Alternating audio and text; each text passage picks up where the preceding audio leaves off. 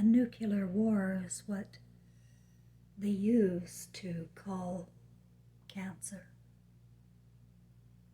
And we've been in a nuclear war all along with the new radioactivity energy.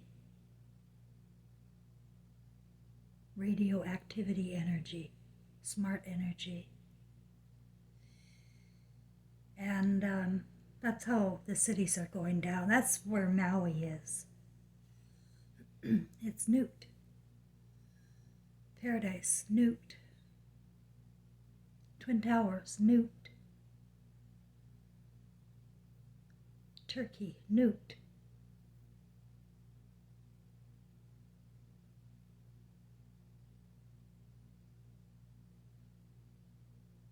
So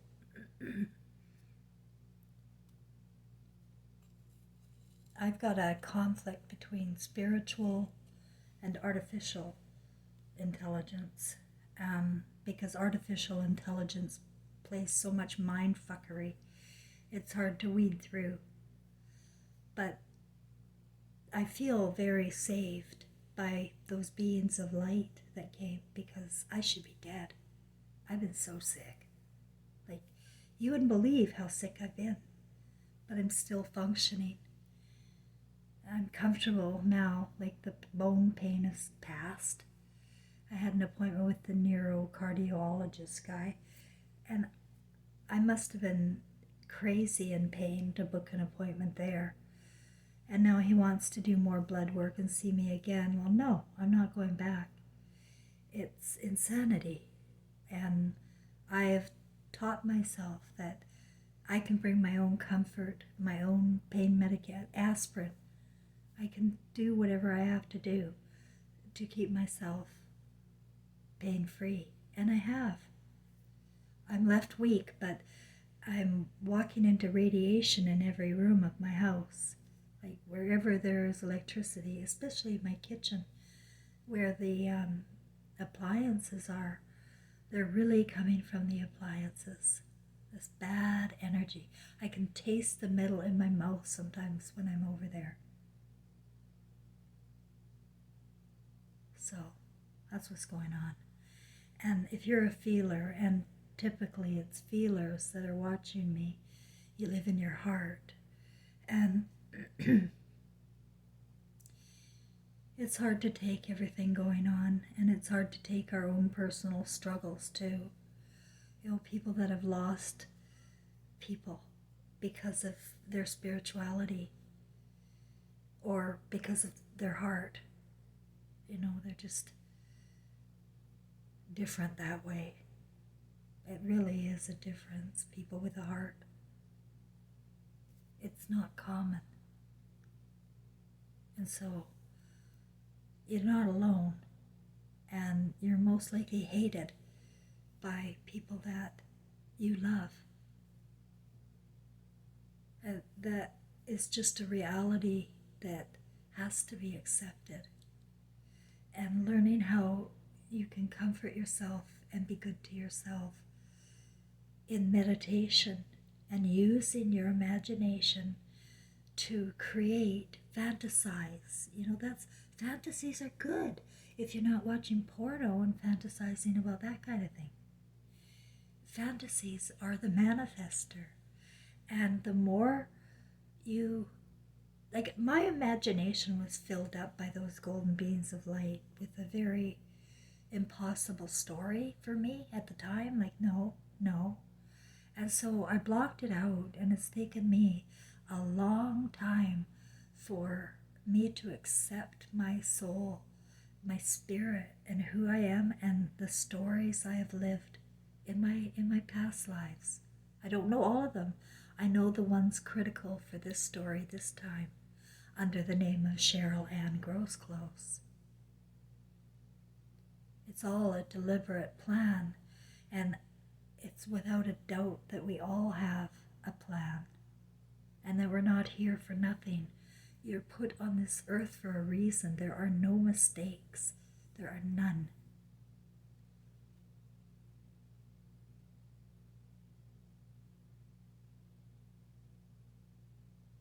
So when I go into meditation, just to let you know how I do it, I am not formal. I don't do any cross legs or yoga stands, or it's nothing painful to me. I just curl up in my bed and I close my eyes and I imagine myself being encompassed by a very beautiful, glowing light. And it warms me. And I get rid of my thoughts. That takes a practice. You imagine you're putting your thoughts in a box or they're just flying out of your head. But you don't need any thoughts when you're going into meditation. Thoughts are the last thing you need, because all of your thoughts are words that you learned, whereas your heart is what you know. You know your heart. You know your soul. And as heartbreaking as it is that we are losing, like I've lost my grandchildren to this system, and I know other people are losing their children or their parents or their loved one, the one they love. There's nothing more critical than to go inside to yourself. I call it going downtown. Listen to the song Downtown from the 60s there. That's fun. But what that song means to me is going downtown. That's where the lights are. That's where the fun is. That's where you can start. Now, you're not going to wake up in the morning and your fantasies come true. These things take time to manifest out of your Creator.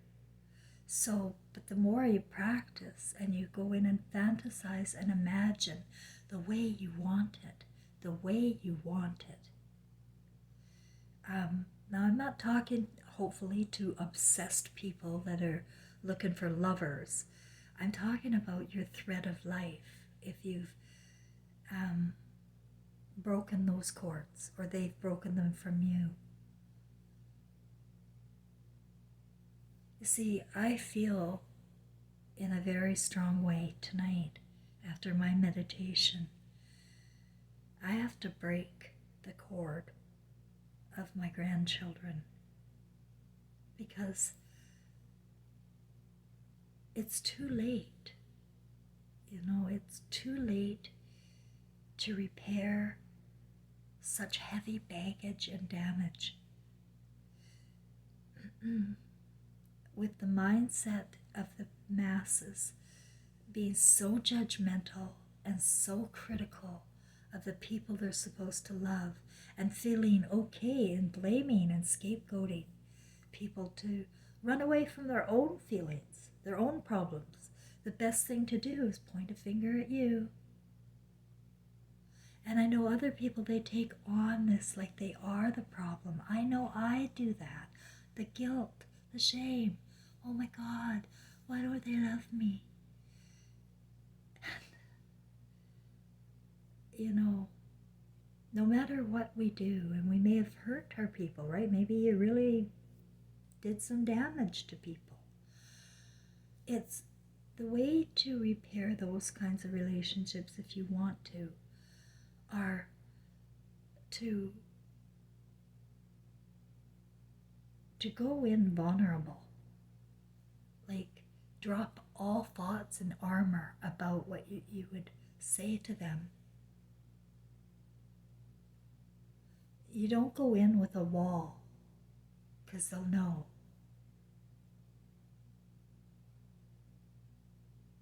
A wall of fear.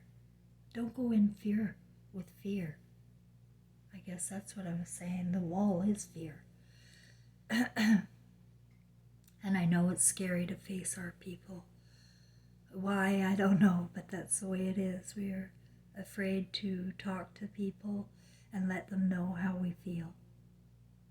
Some people get help by writing it out. Write out your feelings, your fears, what you want. Thou shalt want, you can want. your imagination might be crying out for some want. Go ahead. Figure out how, in your own imagination, you can heal those issues. We need to heal issues. Like nobody here is responsible for what's happened, and you're not responsible for fixing it either. You're responsible to being happy, to living your life in a way that you can cope with, like find things to do to cope, other than dwelling in hell. You don't want to dwell in hell. That's in your imagination, that's a fantasy, and that's just misery.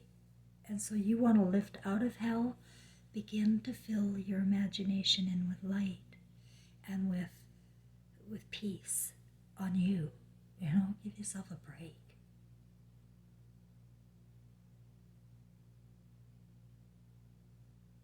To me, I did the worst in life. Like, I did some really bad things, right?